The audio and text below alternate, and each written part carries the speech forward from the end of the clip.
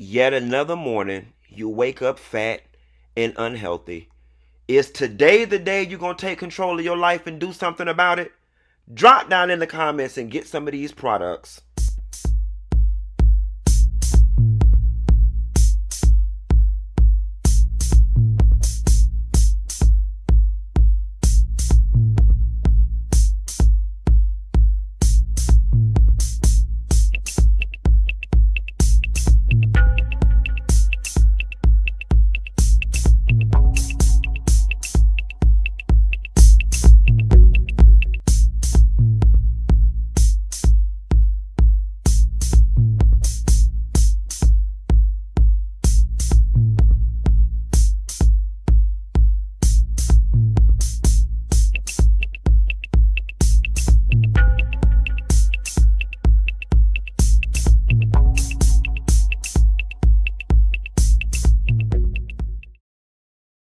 Dear Dineva, I'm Ashley, a 25-year-old blackity black woman who is tired of being tired.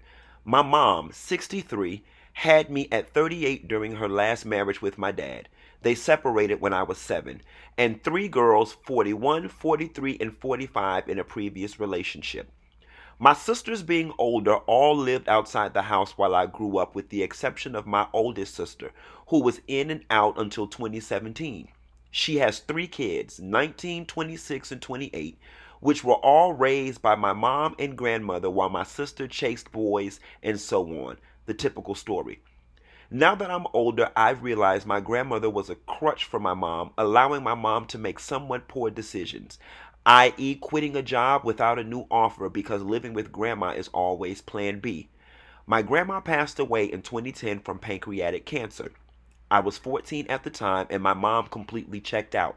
She didn't enroll me in school for almost a year and a half, resulting in me having to get a GED.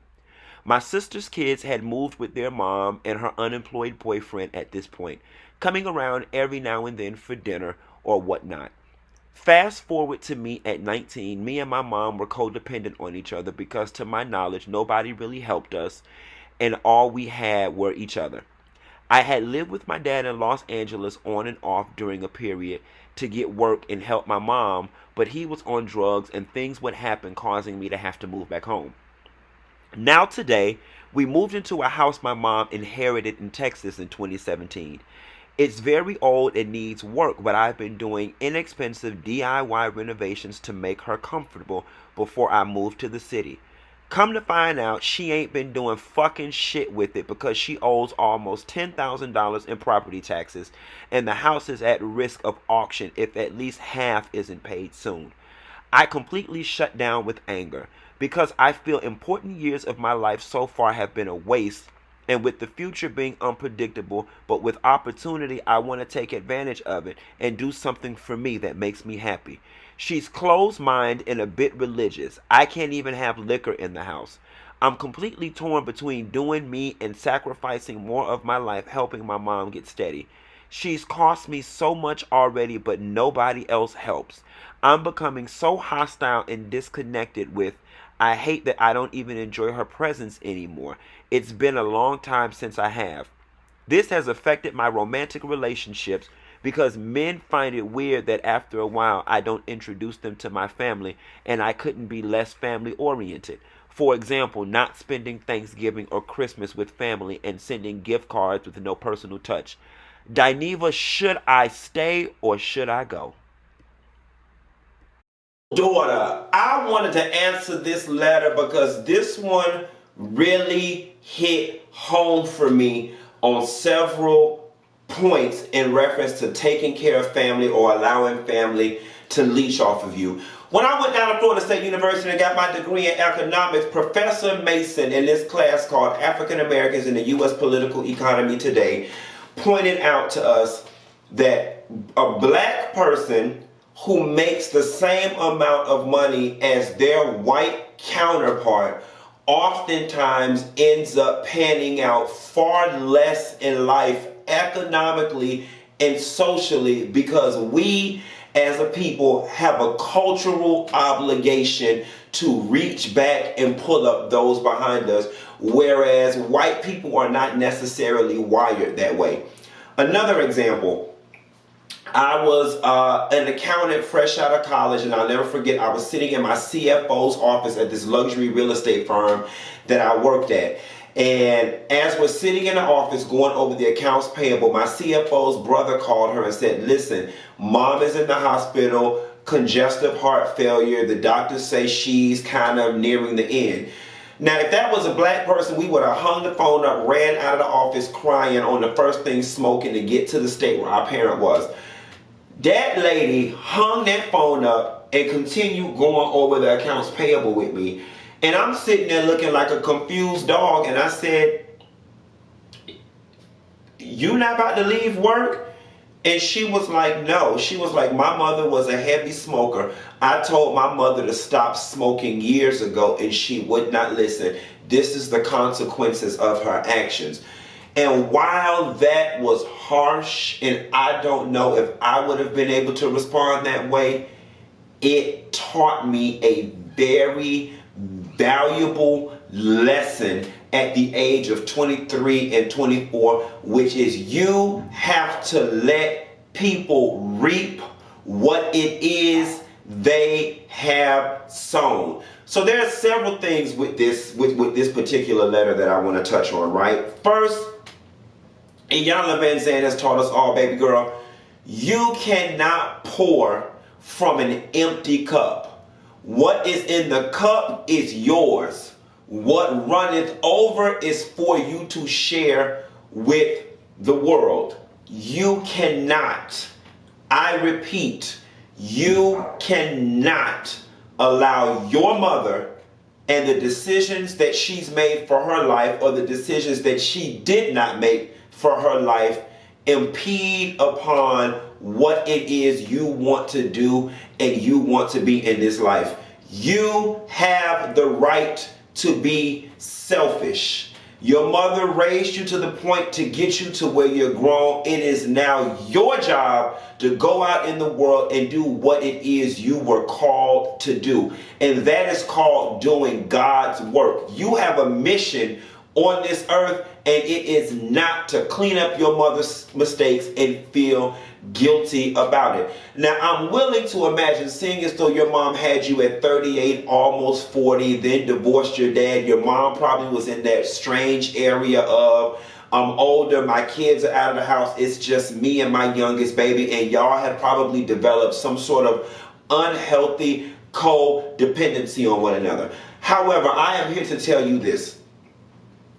Everything out here is going up except the wages. The cost of living is high as all hell. And at the point in which your mother has inherited a home with no payments and is behind on the taxes, that is indicative of the fact that at 63 years old, your mother is just irresponsible or does not have the financial literacy needed to survive as an adult. Either way, neither of those are your problem. Now, it is unfortunate because your mother is older, and we are all taught once our parents get old that, we should be there to take care of them. But the situation is, you need to put yourself in a situation to be able to take care of your mother. And you're not going to be able to do that if you are constantly up under her thumb and living to take care of her. She's got to do her part. Secondly, baby girl, you gave me the ages of your adult siblings.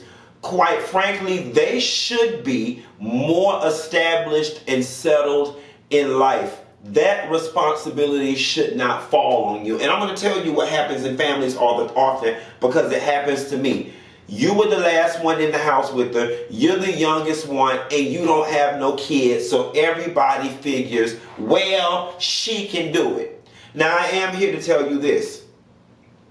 If you are living in the home with your mother free of rent, then yeah, there is some obligation for you to at least do certain things around the house. I mean, hell, let's face it. There's no way in America you're going to go live for free. So in lieu of rent, what you would have been paying in rent elsewhere, you can use that to either help pay the taxes or fix up around the house if the life choice you are making is to stay in that home. However, my daddy always told me it costs to be the boss. You don't like it, move out. You don't like it, get your own place and live your own life for you. You said your mom is religious, you can't drink in the house, so on and so forth, even despite the fact that you're grown. Again, it costs to be the boss. That's her house. So you've got one or two choices. You can stay there rent free and suck it up that you living in Miss Seeley's shack, or you can move out and leave your mother to fend for herself. 63 is not 83. And the reality of the situation is, if you died today or tomorrow, somebody somehow would figure out something to do with your mother. Your other sibling, she'd go to a shelter, she'd go to senior living. Now, with this house situation, it gets tricky, right? Because oftentimes, black people, due to poor financial literacy, we end up missing out on the generational transfer of wealth. I would hate to see you and your family lose this property behind $10,000 in tax debt, because when your mom passes away, this is an asset that can be passed on to you and your siblings, or if your mama's senile enough and you can convince her to sign it over to you completely because you've been the one that was there taking care of her and taking care of the house, you know, that would be even better. All of that property in that home would go to you. But to be honest with you, $10,000 in property taxes divided across 4 siblings really is not a lot of money if each of y'all sat down and had a conversation about what it is y'all gonna do with mama. Here is what my ultimate advice would be to you, young lady. You should not be hostage to your mother's poor decisions.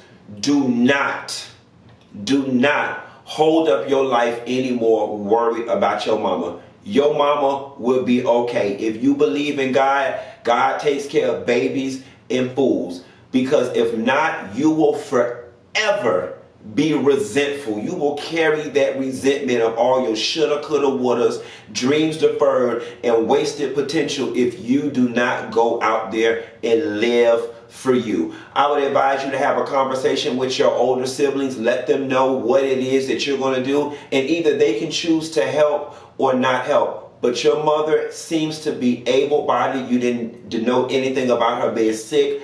If she's not at Social Security age now, she should be at Social Security age soon. If you truly care about the house being lost in the foreclosure, perhaps you can handle the business aspect of calling around and seeing what you and your siblings can do about the property taxes to keep the property in the family. But outside of that, I would encourage you to pack your shit, get your shit, and get out. There's a whole world out there waiting for you. You have got to live your life, baby. You only get one life to live. And the reality of the situation is your mama got more years behind her than she do in front of her. She done lived her life, and it is not fair for her or her poor decisions to rob you of yours. That's all I got. Ain't got no more, baby. Go ahead and get on Apartment Finder. Go on there, put on your red dress, slip on your high heels, and find you a good old piece of man Savannah to carry your ass out into the sunlight, into the sunset. That's all I got. Ain't got no more. If y'all need some advice, email the dog, Dear Dineva at funkydineva.com, and let me see if I can help straighten out your life. I'll call you later, girl. Bye.